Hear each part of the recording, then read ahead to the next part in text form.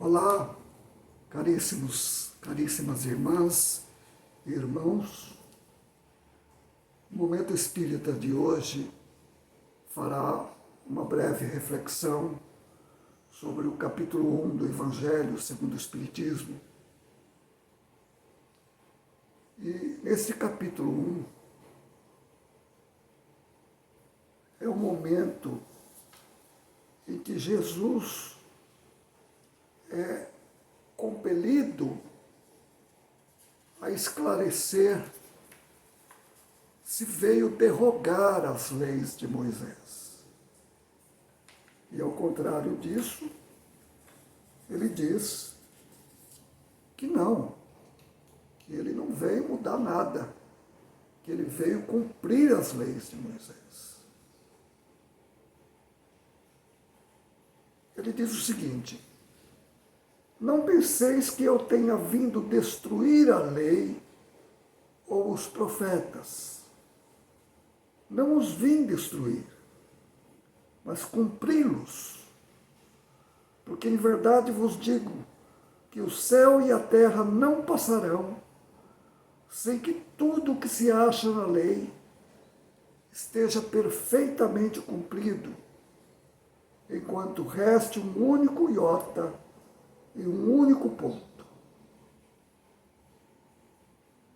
E aí, meus queridos irmãos, é preciso lembrar que a lei mosaica que foi promulgada no Monte Sinai, ela traz um arcabouço. Em primeiro lugar, ela traz os 10 mandamentos, que são as leis de Deus. Em segundo lugar, ela promulgou outras leis ou regulamentos da área civil, que servia para controlar a vida, para nortear a vida daquelas pessoas que estavam vivendo naquele tempo.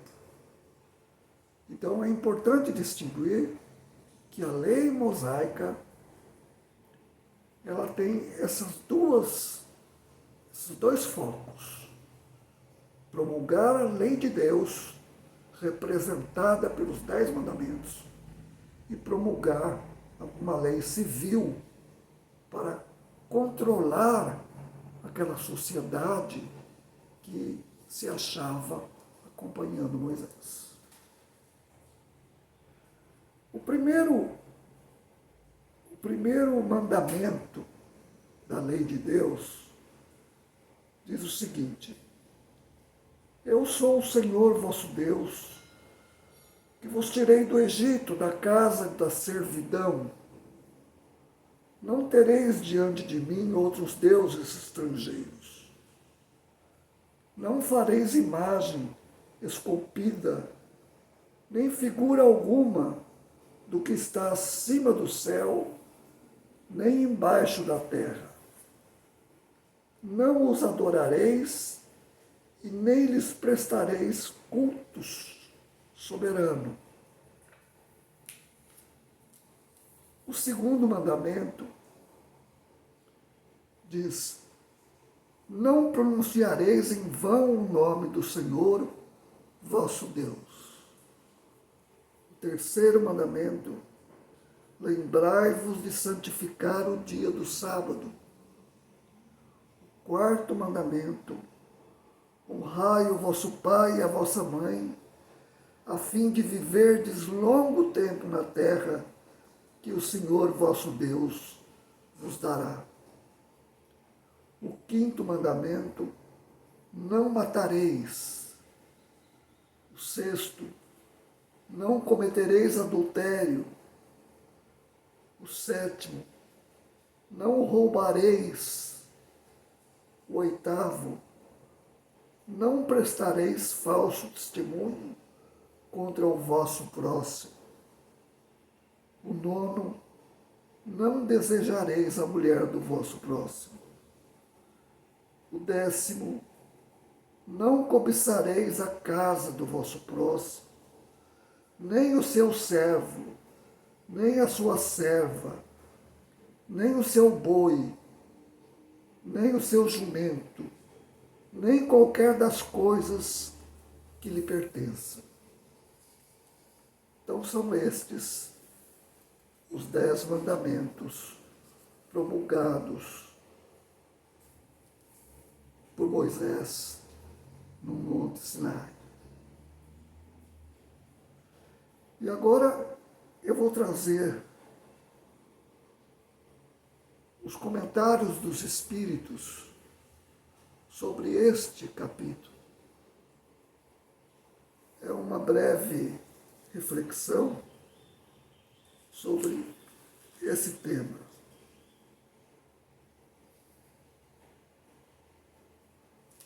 Eu vou trazer a nossa reflexão Santo Agostinho.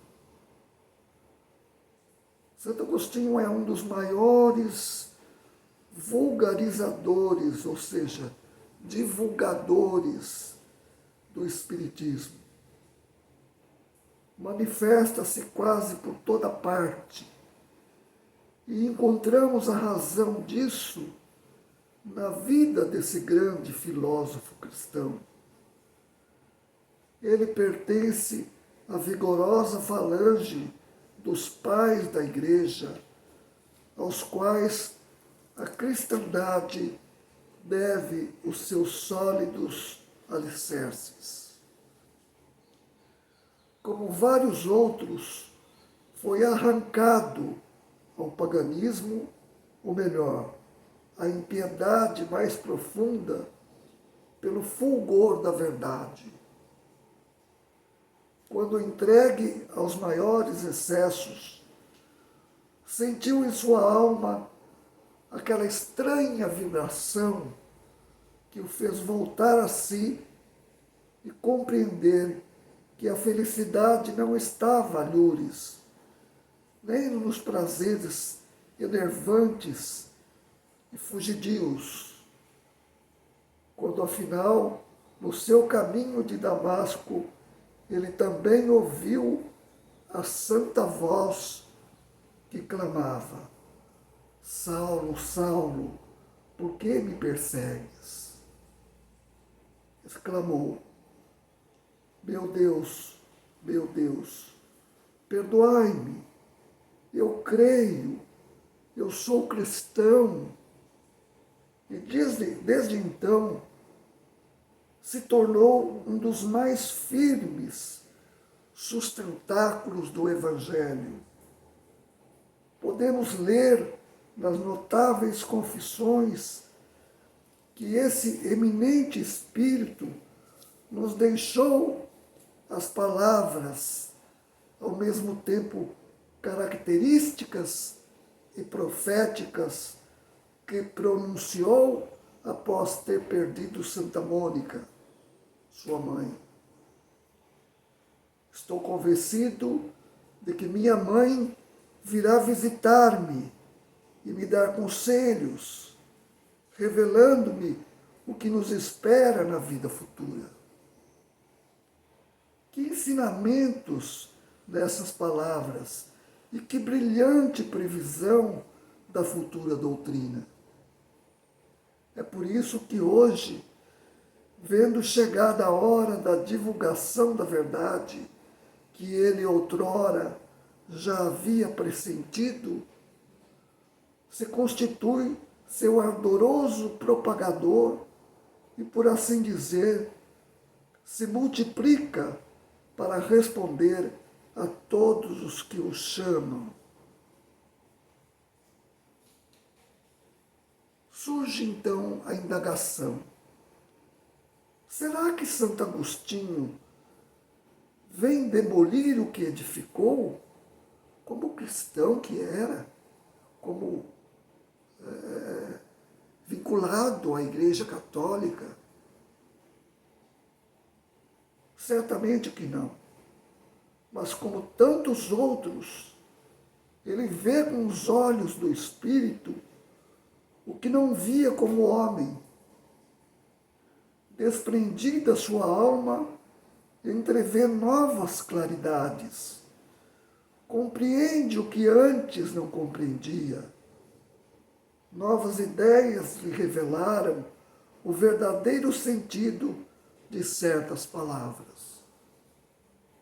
Na terra, julgava as coisas de acordo com os conhecimentos que possuía. Mas quando uma nova luz brilhou para ele, pôde apreciá-las mais judiciosamente. Por isso, teve de abandonar a crença que alimentara nos espíritos íncubos e súcubos e o anátema que havia lançado contra a teoria dos antípodas. Na verdade, Santo Agostinho era uma pessoa que criticava essas coisas, essas crenças, fora daquilo que ele tinha aprendido. Agora que o cristianismo lhe aparece em toda a sua pureza, pôde ele, sobre alguns pontos, pensar de modo diverso do que pensava quando vivo, sem deixar de ser um apóstolo cristão. Pôde, sem renegar sua fé, fazer-se propagador do Espiritismo, porque nele vê o cumprimento do que fora predito. Proclamando o hoje, nada mais faz do que conduzir-nos a uma interpretação mais acertada e lógica dos textos. Dá-se o mesmo com outros espíritos que se encontram em posição semelhante. E é verdade, irmãos. Quantos espíritos existem que tiveram origem nos mosteiros, nos conventos da Igreja Católica, e que, de certa forma, conseguiram chegar a um status de santidade pela sua conduta, pelo seu amor a Deus, pelo seu respeito ao Criador, e que hoje são espíritos beneméritos da espiritualidade. Temos tantos exemplos, mas vamos meditar sobre isso em nosso coração. Agradeço a atenção de todos, gratidão, gratidão sempre. Obrigado.